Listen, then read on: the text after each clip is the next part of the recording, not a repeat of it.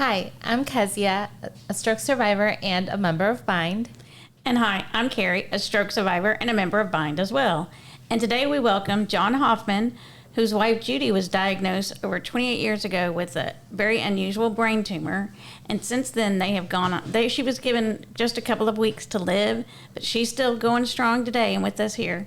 But then after that, they founded the Gray Matters North Texas Brain Tumor Support Group, which is dedicated to providing emotional and logistical support to brain tumor survivors and their families. So welcome, John. Well, thank you.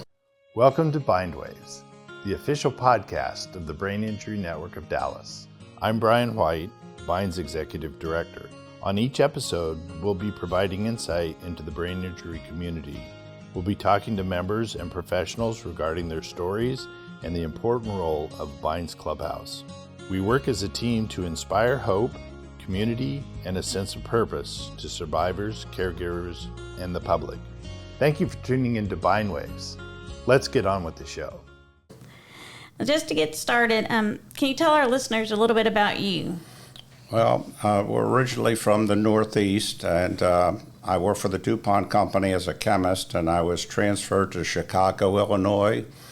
We spent about 4 years in Chicago, and then I was transferred down to Dallas, Texas, and we've been in Dallas now for about 43 years. Okay. Yeah, I feel like we heard so many cool things about you, and I would be like, let's talk about chemistry. But I'm sure all of our listeners will hear more about you and like how all of your experience kind of partakes into who you are today and how you got here. So we do also want to know a little bit about your wife's experience and then how you helped her like as her husband. So if you can share that too, that would be great. Okay, thank you. Well, on September 30th, 1991, my wife was diagnosed with a primary central nervous system lymphoma. But prior to that, my wife's a registered nurse, and she was working for a doctor in Plano. And she was doing some things that were funny that nobody told me about. But then on Friday, September 30th, 1991, she started doing some unusual things. And so I talked to her boss, who was a doctor, and I said something was going on, and he said that, well, you know, if we put her in the hospital today, she's just going to sit in the hospital all weekend and not much is going to get done. And let's wait till Monday, we'll put Judy in the hospital. So over the weekend, Judy just really went downhill. And you could look in her eyes and there was nothing there. I mean, it was just like looking straight through her. She was like, for lack of a better word, a zombie. And so Monday morning, we put her in the hospital, and they immediately gave her an MRI. And then about an hour later, after the MRI was done, they separated us, which I thought was unusual. But anyway, one doctor told Judy, and the other doctor told me that Judy had a brain tumor, and it was pretty bad, and that it was too big and too deep to operate on, and she might only have 7 to 10 days to live, which was pretty shocking. And, it's hard to describe, being told something like that, about a loved one. But that started our journey on brain tumors. Yeah. Now, I know that things change quickly. I mean, people go from being, like I said, being a husband, you're already partially a caregiver. But when someone has a brain tumor or a brain injury, that caregiver role takes on a whole different, unique role. How did you handle that? How did you deal with that? Well, I can say thankfully, because of my background and what I did, I am detail oriented. And right away, I started thinking, what can we do about this? And I certainly didn't want to hear somebody tell me my wife could pass in the next 2 weeks. And so what we did is we talked to the doctors, and eventually they sent us down to UT Southwestern down in Dallas, and we linked up with Dr. Eugene Frankel, who was the director and professor of oncology and hematology. And so in my book, we couldn't have been linked up with anybody that was better. But that started our journey, and the tumor was too big and too deep to be operated on without devastating effects. And so her only options were chemotherapy and radiation. And when I spoke to the doctors, I asked them, I said, what's chemo going to do? What's the function of the chemo? And then what is radiation going to do? And I asked them if radiation could save her life. And they said, well, and remember, this was 33 years ago. I mean, things have changed so dramatically, over those 33 years. It's unbelievable. But they said, no, it's not going to save her life, but it could give her 12 to 18 more months of life. And so what I did is I told the doctors, do not radiate her. I said, let's try the chemo and do whatever we can with the chemo. And then if we find out that the chemo's not working and that we need more time, then we can radiate and we can get more time. And so we started chemo down at UT Southwestern.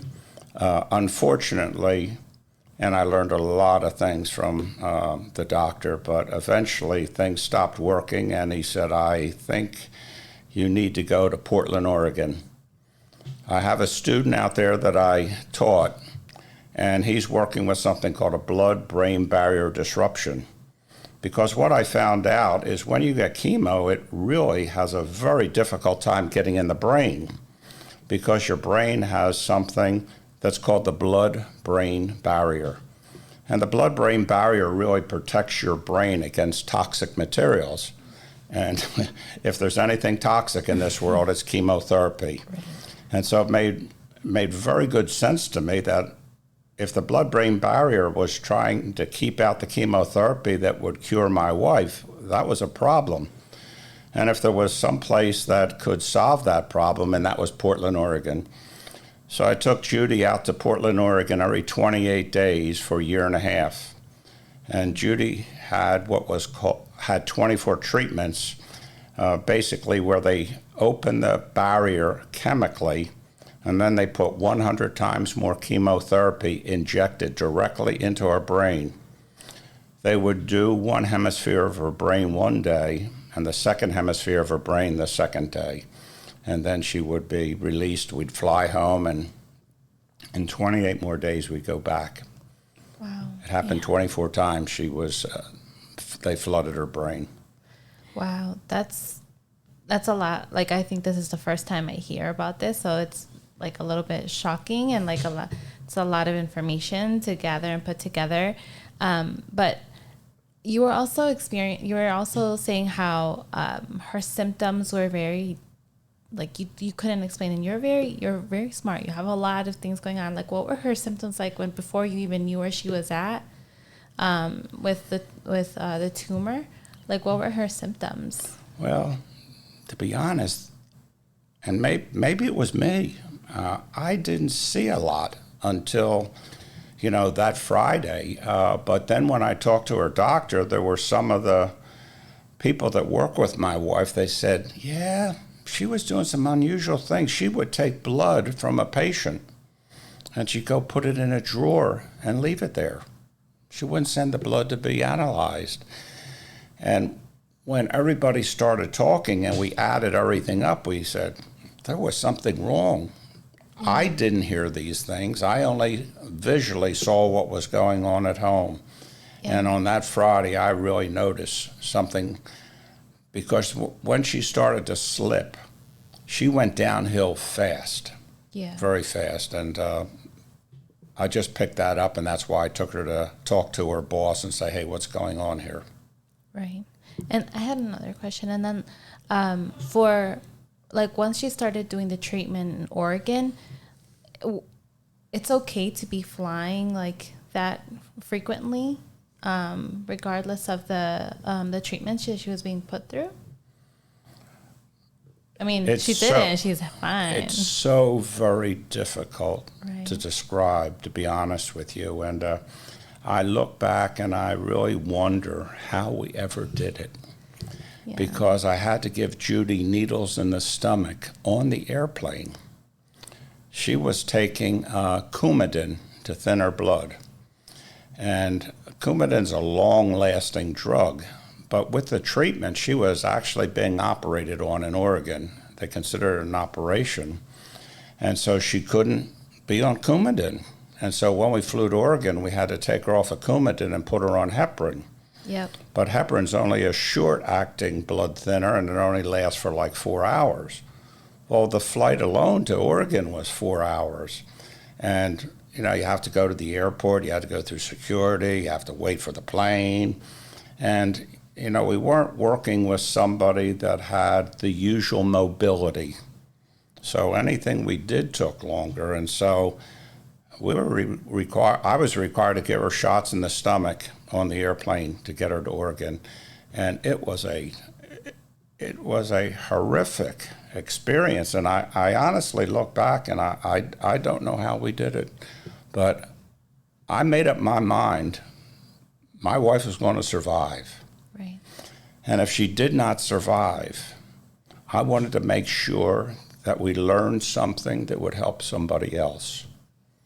3/4 of the way through her treatment in Oregon, they told me, they said, "John, take her home." I said, "Why?"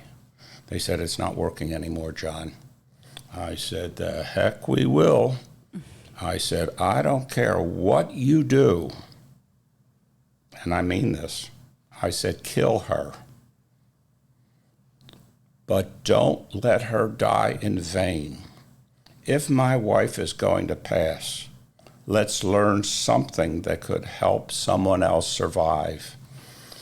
And they told me that, well, there's this drug called carboplatin, which we haven't used on a human yet in the brain. And I said, "Use it." And they did. And ultimately, that saved her life. That's the drug they injected in her brain, and it killed the cancer. It almost immediately, for lack of a better word, fried her hearing. My wife is severely hearing impaired, but in my book, that was a small price to pay. But they learned from that experience, and everyone thereafter, they injected another drug that prevented them from losing their hearing. Wow. Yeah. Wow, this is a very impactful story. Like I didn't know as much from you, so I'm very thankful for you being here to basically to share this story, and it's very detailed and it's shocking. So I'm very thankful for you being here. Give me a minute. I do want to remind all of our listeners to make sure to check us out every Thursday. We do have great guests just like John. So make sure to check us out and check all of your social media platforms to follow Bindwaves. Okay, so I have so many questions, but if you want to take over. No, I know. I was just like, wow. Well, I know it is. It's crazy. I'm thinking about all that. So did you eventually have to do radiation as well, or were you able to stay away from radiation? No, she was never radiated.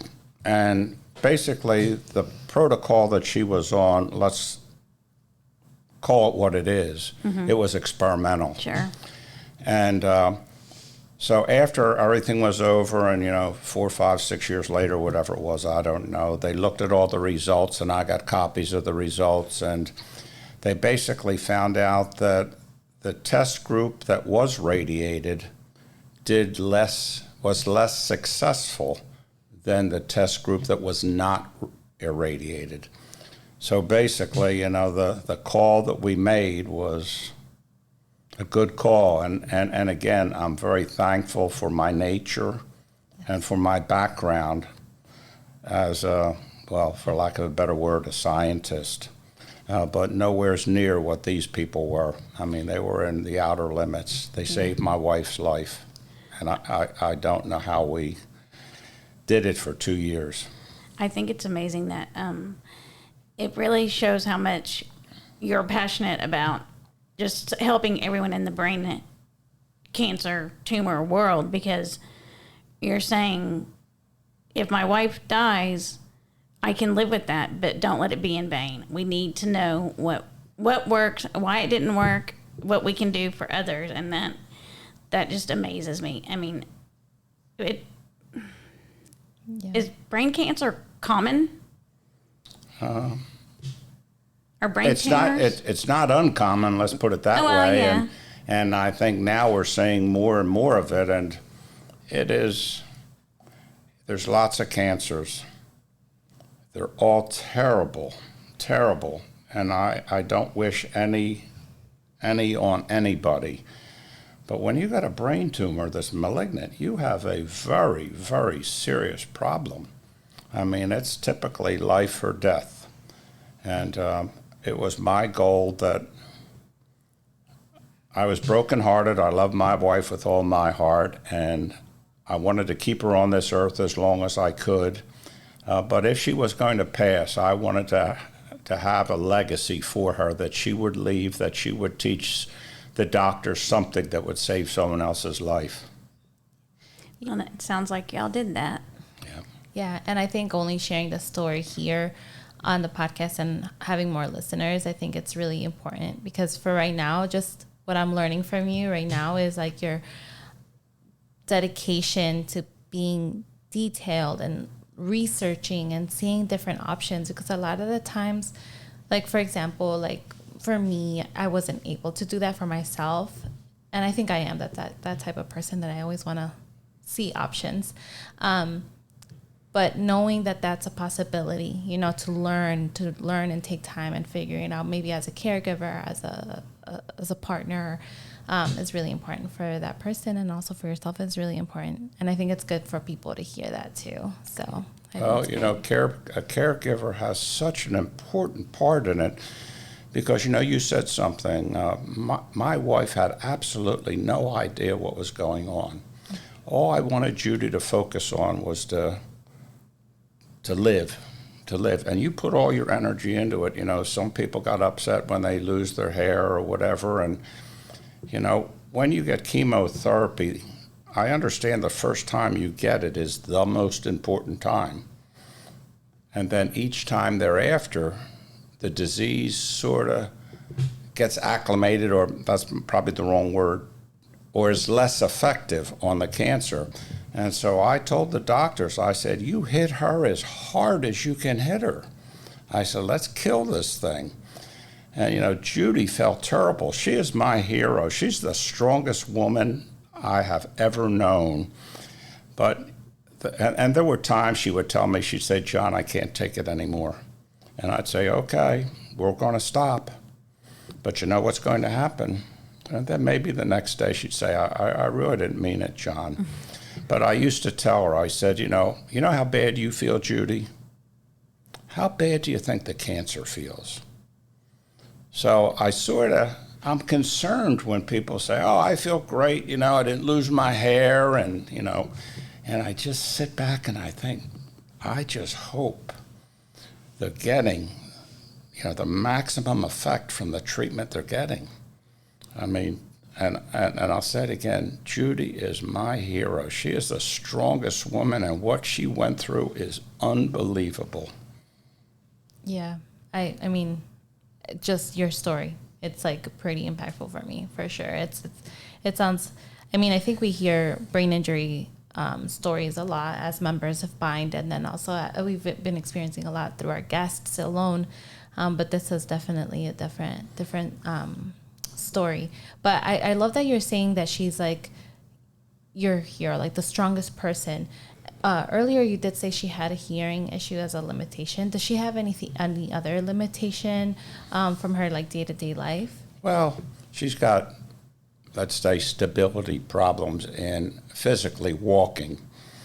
I'm always sure that I'm next to her to hold her, or just hold her hand to give her stability. Because, you know, as we get older, our stability gets a little worse. But, you know, she has another issue to work with. And if you fall, it could be a serious issue. I mean, you go to the doctor now, and the first thing they ask, you know, the older generation is, you know, have you been falling? Yeah. And, I mean, I didn't mean it to laugh, but the first thing they say, have you fallen? And it's important. So it's the hearing issue, and it's her stability that I watch. But if she sat down here today, you probably wouldn't know she had a brain tumor. Yeah, and I love that. I love to hear that. I like to hear that. You've been talking a lot about the story and about your experience as her husband, her caregiver, and how amazing she is. Can you share to us a little bit of how you created your community and like where you are right now with Great Matters? Well, as I said, it's such a horrific experience. And it honestly breaks my heart when I hear someone else has a brain injury or a brain tumor. And, we're a family. We are a family. And, they told me when Judy first, went into treatment, they say, John, you're probably going to need counseling. And I think you can imagine 33 years ago what men thought about going to a counselor. But it was unbelievably helpful. Judy would go alone, I'd go alone, we'd go as a couple. But that taught us something, in order to talk about our issues. And so we found 2 other couples in Plano. They were both in the medical profession. But anyway, we started to meet. There's 6 of us, and we just started to meet, and we'd sit down and we'd talk, and we understood each other. If you had a physical deformity, or if you didn't have any hair, or if you had a scar on your head, we didn't care. We understand. People, unfortunately, some people tend to stare or whatever, but no, not in our group. And it just so happened, and that happened during Judy's treatment where we started to meet. And then the group just started to grow. And we went from, 6 people, and then just more and more people. And then we found a place where we could meet. And we became so popular that October 20th, 2000, we became an IRS 501c3 nonprofit organization.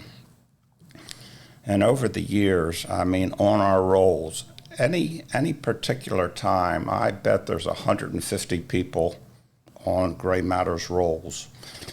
And they can come to the in-person meetings or get on the Zoom calls. We never had Zoom calls until COVID came, and COVID really hurt us. But we're back up and running in person now again. But if you walk in, we're family. You need a meal, we'll get it to you. You need a ride, we'll give it to you.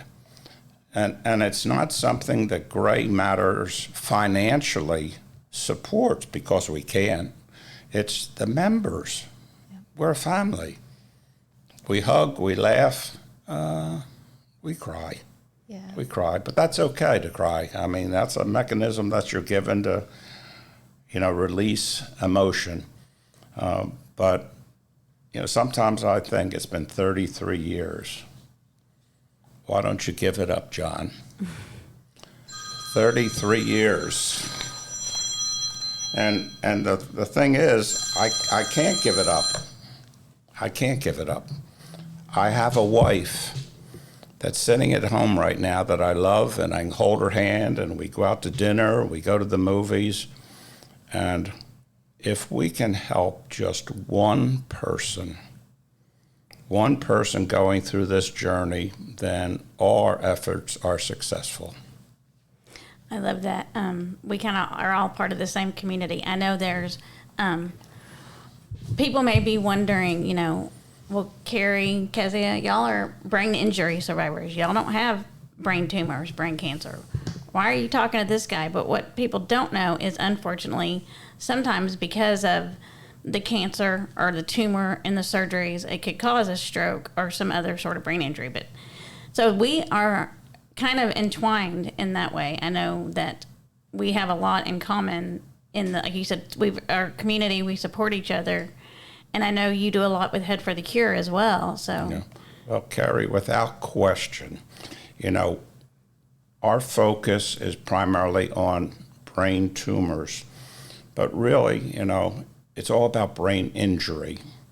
When your brain is injured, you have issues you're going to have to cope with. And unfortunately, there aren't, some people don't have a place to go. Mm-hmm. But, Brian White, he's our licensed professional counselor at Great Matters. So we've learned about Bind too. And there's no difference between us. You know, we're both going after the same thing, to help people, to give people hope, to help people cope with what they're going through, to help them understand the doctors and the language. You know, we certainly cannot recommend treatments or doctors or whatever, but we can guide people. Yeah. We guide people. And my thing is, be strong, be positive, and fight. Fight with everything you have. And don't rely too much on the internet. You know, it can be very discouraging. You know, people come to Gray Matters and I'll say, you know something? Everything you've gone through, I've gone through. And you know something? There are probably some things I've gone through that you haven't even thought about yet. And so we're here to help you make that journey. And that's what Bind is about also, is to help people make that journey. Yeah. We care. You care. We're a family. Yeah. We're a family. We are a family, and we love collaborating with Gray Matters. I know we'll be going to, some of our group will be going to speak next week at your support group. Mm-hmm. I love that y'all are just right down the street. And again, like I said, you do a lot for Head for the Cure, and we do everything we can for Head for the Cure too, so that, again, like you said, we're all brain injury related.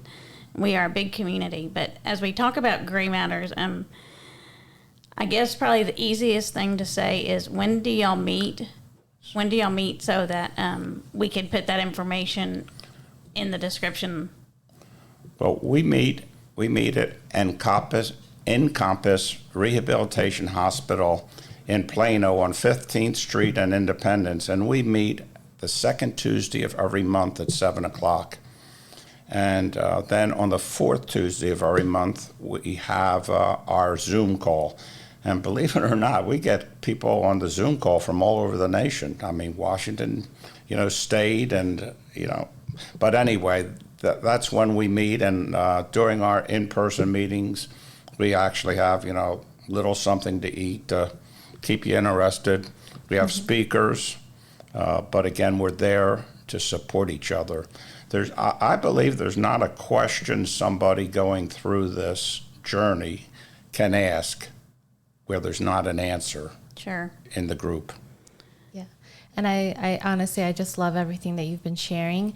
And then I think it's really important also what you mentioned, that we're all a family and we all do this, and how we need to keep away a little bit out of the internet to self-diagnose ourselves. But I do think it's really important to look at our bodies and understand each other, and the people what we're feeling, we need to express how we're feeling. And the people that are next to us that have gone through this 10 years ago or however many years ago, they're like, oh, you know what?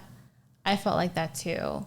And then it just creates a closer bond, and it's not so bad anymore. You don't feel alone anymore. And it's so important for that. I think it's key what you said. We're not alone. Yeah, I agree. Well, I did want to thank you so much for coming. I feel like we can talk about this forever. It was very impactful for me to listen to you. I'm really glad that I met you in person. So thank you so much for being here. Well, thank you. Thank you, John. We appreciate it.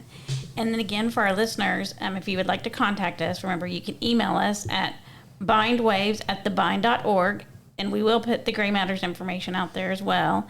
You can follow us on Instagram at bindwaves, and you can visit our website, thebind.org/bindwaves. So we also have Facebook. Well, Bind has Facebook. Bindwaves doesn't. If you're interested in becoming a member or volunteer, visit thebind.org, and there are applications for those two positions out there. And like I said earlier, don't forget to share on all of your social media platforms, and continue to listen to us on every Thursday. And as Kezia said, you'll find a new episode every Thursday. So until next time. We hope you've enjoyed listening to Bind Waves and continue to support Bind and our nonprofit mission. We support brain injury survivors as they reconnect into the life, the community, and their workplace. And we couldn't do that without great listeners like you. We appreciate each and every one of you. Continue watching. Until next time.